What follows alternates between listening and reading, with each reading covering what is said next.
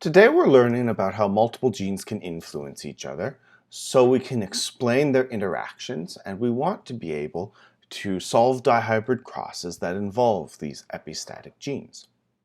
So not every trait comes in discrete forms. We've seen how pea plant color, for example, is very obvious. The seed is yellow or the seed is green, the flower is purple or the flower is white. That's either one form or another. It's very discrete, but not all traits are discrete. Some traits come in a continuum where there's a wide range of variety and there's not just a whole bunch of discrete categories that they can fall in. So, like with human hair color, you can have a lot of in-betweens between someone who has blonde hair and someone who has brown hair. Same thing with height. There is a lot of variation between short and tall. You don't just have people who are 5'1", 5'5", and 6 foot. We call these polygenic traits, traits that have a continuum of variations. Often, these polygenic traits are controlled by many genes, or they might also be environmentally influenced. We know skin color is genetically controlled.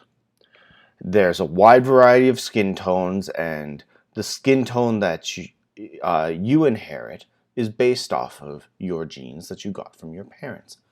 But skin color is also environmentally controlled, which is why we're able to tan, or some people unfortunately also use skin whiteners. So in humans, these polygenic traits contain hair color and skin color, like we talked about. Eye color is another good one. Height, weight, body size, and shape are also good examples of polygenic traits. So here's an example of eye color. Now this is a simplified eye color scheme. We can see that we do not have green on this dihybrid cross, but it shows you how eye color varies from very dark brown, almost black, all the way to light blue. That's polygenic. But what we can also see is that we have two gene loci controlling this. We have two different genes that are under the control of eye color, and both of these genes are influencing this trait. We call this epistatic genetics, where you have two gene loci that are influencing each other. Now with eye color, we saw that the final eye color was influenced by both genes. They blended together.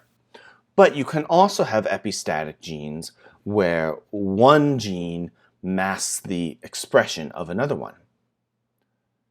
And just an important note with that as well is that the masking gene does not necessarily have to be a dominant allele. Dominant and recessive only applies within the gene's variations.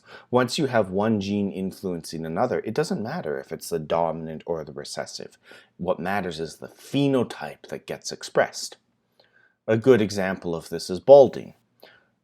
We know that red hair is recessive to blonde hair, but if you get a gene for baldness, it doesn't matter.